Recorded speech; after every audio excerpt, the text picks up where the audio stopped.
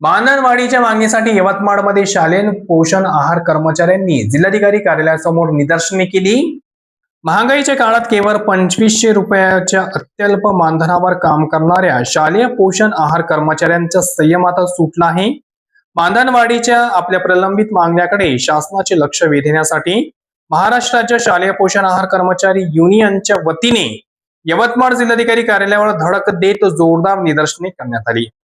शाळेत विद्यार्थ्यांना खिचडी शिजवून देणाऱ्या या कर्मचाऱ्यांना सध्या दरमहा केवळ 2500 रुपये मानधन मिळते, तेही वर्षातील फक्त 10 महिने। या मानधनात 1000 रुपयाची वाढ करण्याचा निर्णय शिंदे सरकारने घेतला आणि ही वाढ 1 एप्रिल 2024 पासून लागू करण्याचे आश्वासन दिले होते। मात्र आज 2 वर्ष उलटूनही हा शासन निर्णय निर्गमित झालेला नाही।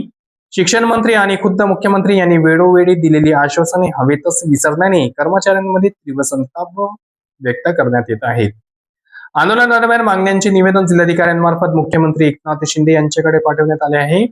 या आंदोलनाचे नेतृत्व करणारे डॉक्टर दिवाकर नागपुरे राज्य सहसचिव तथा जिल्हाध्यक्ष यांनी स्पष्ट इशारा दिला आहे की जर सरकारने याकडे दुर्लक्ष करणे सुरू ठेवले तर आगामी काळात मुख्यमंत्री महोदयांच्या नागपूर येथील निवासस्थानी महामोर्चा काढून घेराव घालण्यात येईल।